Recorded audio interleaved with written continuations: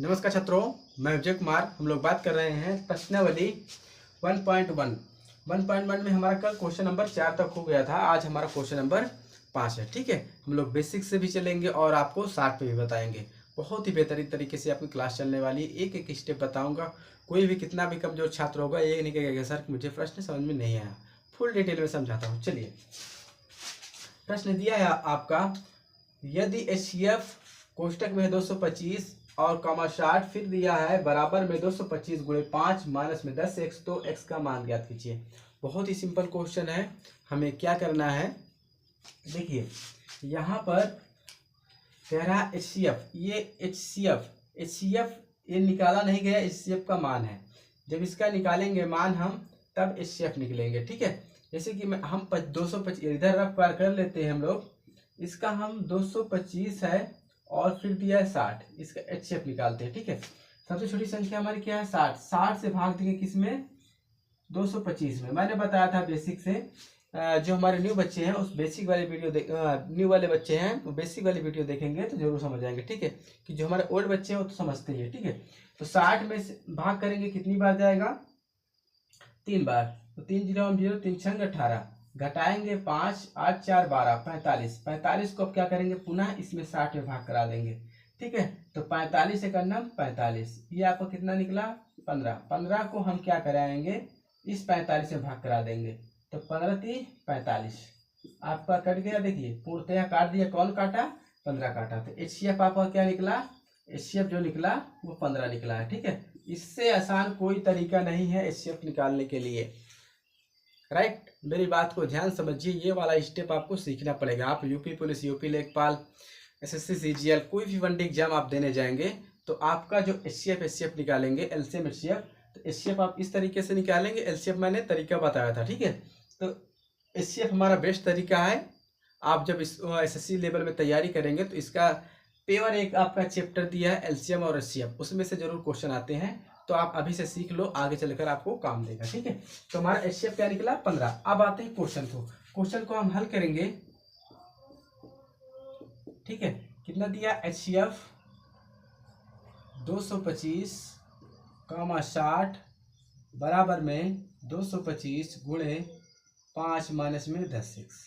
Right, ये दिया। अब हल करते हैं हम लोग। हल करेंगे तो HCF हमने निकाला, कितना नहीं मिला हमें 15। रफ कार्य में इधर करेंगे 225 गुणे में आपका 5 माइनस में 10x, गुणा करवा देंगे।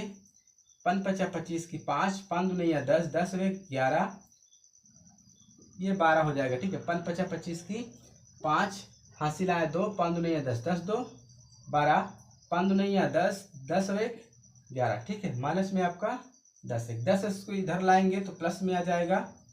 15 को उधर भेजेंगे तो माइनस में चला जाएगा, माइनस में 15। तो 10x घटाएंगे, यहाँ 5 में से 5 गए 0, 2 में से 1 गए 1, 1 इतना बचा।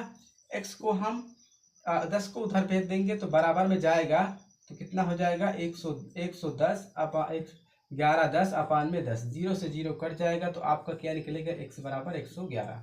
ये रहा आपका आंसर। ठीक है, चलिए अगला क्वेश्चन, क्वेश्चन नंबर हमारा 6। ये समझ में आया ना, समझ में आ जाए तो जरूर कमेंट करें।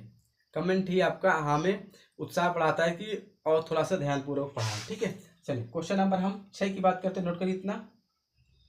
देखिए आपका अगला प्रश्न क्या दिया है, यदि HCF कोष्टक में दिया 120 225 बराबर 15 हो तो LCM ज्ञात कीजिए। 120 और 25 का LCM ज्ञात कीजिए। तो हम देखिए कैसे ज्ञात करेंगे, हल करेंगे। बहुत ही अच्छा क्वेश्चन है। ठीक है, बहुत ही सरल है। हम देखिए यहाँ पर सेम संख्या दी, एक संख्या ये दी, एक संख्या ये दी, एक संख्या ये दी, एक संख्या दी।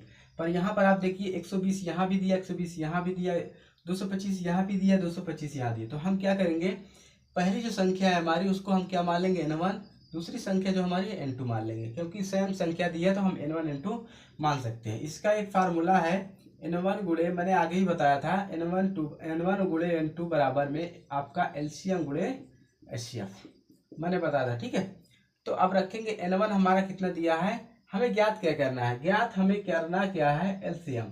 ठीक है, HCF हमारा कितना दिया है, HCF को जो मान दिया है 120 225 का, 15 दिया है। यहाँ पर एलसीएम हमें ज्ञात करना है, तो हम इस फार्मूले पर रख देंगे, हम कुछ नहीं करेंगे, ठीक है।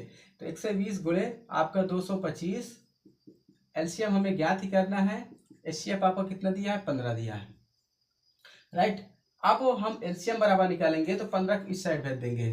120 गुणे 225 बराबर में 15 इधर आ जाएगा और इस साइड एलसीएम रह जाएगा, ठीक है। तो हम क्या करते हैं, इसे सीधा लिख लेते हैं। जैसे कि हम इसे इस प्रकार लिख लेते हैं, 120 गुणे 225 अपान में 15। ये क्या हुआ, लेकिन है वही चीज़, ठीक है, पर हमने क्या किया है, सीधा लिख ले, क्योंकि क्वेश्चन करने में हमें सरल हो जाता है, ठीक है। इसको जब हम कटाएंगे 15 अट्ठे 120, तो एलसीएम 8 गुणे 225 का जब हम गुणा कराएंगे तो एलसीएम बराबर आपका निकलेगा 1800, राइट। दिखाई दे रहा है, हाँ। चलिए, ये आपका हो जाएगा आंसर। अगला क्वेश्चन, क्वेश्चन नंबर 7 नोट करिए। इसने प्रश्न क्या दिया है, क्वेश्चन नंबर 7, व्याख्या कीजिए कि 3 गुणे 12 गुणे 101 प्लस में 4 एक अभाज्य संख्या है या अभाज्य संख्या है। तो बहुत ही सिंपल है, बहुत ही सरल क्वेश्चन है, दिखने में बड़ा लग रहा है पर है नहीं, ठीक है। तो इसमें हम क्या करेंगे, भाज्य अभाज्य का मतलब समझ लीजिए। भाज्य अभाज्य का मतलब ये है, इसका मान लेते हैं हमने 500 लाया, इस 500 को हम खंड करेंगे, इस खंड के जितना आया, जैसे 2 4 8 10 12 कुछ भी कोई संख्या, जैसे 2 8 10 आया, इन सारी संख्याएं इसे पूर्णतया काट देगी तो हमारा क्या माना जाएगा, भाज्य संख्या मानी जाएगी, ठीक है। अगर ये नहीं काट पाती है तो हमारा क्या माना जाएगा, अभाज्य माना जाएगा, ठीक है। क्या, अभाज्य, अभाज्य संख्या मानी जाएगी। आप भाज्य अभाज्य संख्या उस टाइप में समझिएगा, जैसे कि भाज्य संख्या कहते हैं 2 4 6 8, वो मैटर अलग है। अभाज्य संख्या भी आप जानते होंगे 1 3 5 7, ये दोनों मैटर अलग है, ठीक है। इसमें अगर इस संख्याएं अगर बराबर आ जाती है हमारी, तो हमारी अगर आती है, अगर सब सारी संख्याएं काट देती है हमारी भाज्य होगी, नहीं काट पाएगी तो हमारी अभाज्य होगी, ठीक है। चलो क्वेश्चन को स्टार्ट करते हैं।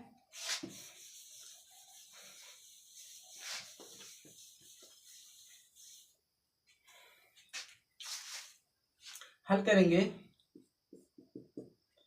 3 गुणे 12 गुणे 101 प्लस में 4,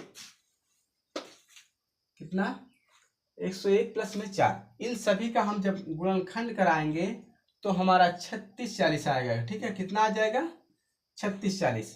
इस 36 40 को खंड बनाएंगे हम लोग, क्या करेंगे, खंड बनाएंगे। 36 40 आप जब गुणा कराएंगे तो इतना आएगा, 36 40 हमारे पास आया। 2 से कटाएंगे, 2 1 9 2 2 8 16 2 2 4 0, ठीक है। अब फिर 2 से कट 2 9 18 2 1 9 2 0। अब हमारा 2 से कट जाएगा, 2 चौको 8 2 पंचे 10 2 पंचे 10। 5 से कटाएंगे, 5 9 45 5 1 9 5। 7 से कटाएंगे, 7 1 9 7 7 1 21। 13 से कटा देंगे, ये हमारी सारी संख्याएं आ गई, ठीक है। जो इसकी सारी संख्याएं बनी, किसकी, 36 40 की जो हमारी संख्याएं बनी, कितनी बनी, 2 गुणे 2 गुणे 2 गुणे 5 गुणे 7 गुणे 13, राइट। इसे नहीं नोट करना है, ये रफ कार्य है, ये आपका नोट्स में लिखा जाएगा। अब इसको हम क्या लिख सकते हैं, 36 40 को, इसको 3 बार 2 की पावर 3 लिख देंगे, 5 गुणे 7 गुणे 13, ठीक है। इससे भाग कराएंगे 36 40 में, काट देगा तो हमारा क्या होगा, माना जाएगा। 5 से काट देगा तो माना जाएगा, 7 से काट देगा तो माना जाएगा, 13 से काट देगा तो माना जाएगा। रफ कार्य करेंगे, 36 40 को हम भाग करेंगे तो हमें कितना प्राप्त होगा, 18 20, ठीक है। अब हमारा क्या है, हमारा संख्याएं, ये तो 2 है, 2 सेम संख्या है, जब 2 से कट जाएगी तो ये 2 की पावर 3 है तो 8 से भी कट जाएगी, जरूरी है, ठीक है, कट भी जाएगी। अब इस 36 40 को हम किससे कटाएंगे, 5 से कटाएंगे, ठीक है। 5 से जब कटाएंगे 36 40 को, 5 से जब कटाएंगे भाग देंगे, ठीक है, भाग देंगे तो हमें कितना प्राप्त होगा, 728। अब ठीक है, अब क्या हमारी संख्या बची, 7। 7 को हम जब भाग कराएंगे किसमें, 36 40 में कटाएंगे तो जैसे हमने इसको काट दिया तो हमें प्राप्त होगा 520। 13 से कटाएंगे तो हमें प्राप्त होगा यहाँ पर ये देखिए आपका 13 दिया, तो आपका होगा 280। ये सारी संख्या आएगी, यह देखिए आपका पूरी संख्या कट गई, 18 20 आया, पूर्तियां काट दिया, 728 को काट दिया, 728 आ गया, 520 आ गया, 280 आ गया। ठीक है, हमारी सारी संख्या क्या है, पूर्तियां कट गई, तो हमारी क्या होगी, ये संख्या भाज्य होगी। ठीक है, संख्या जो हमारी है भाज्य संख्या है, बस इसमें कुछ न करना नहीं है, भाज्य संख्या है,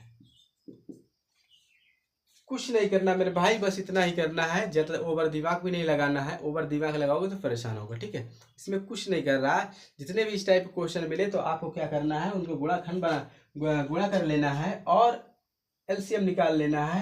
एलसीएम से अगर वो कट जाता है तो आपका भाज्य संख्या मानी जाएगी, एलसीएम से नहीं कट पाता वो आपका अभाज्य संख्या। एलसीएम मतलब ये नहीं, जो ये सारी संख्याएं निकलेगी तो आपकी भाज्य संख्या मानी जाएगी। नेक्स्ट क्वेश्चन, क्वेश्चन नंबर हम 8 की बात करते हैं, नोट करिए।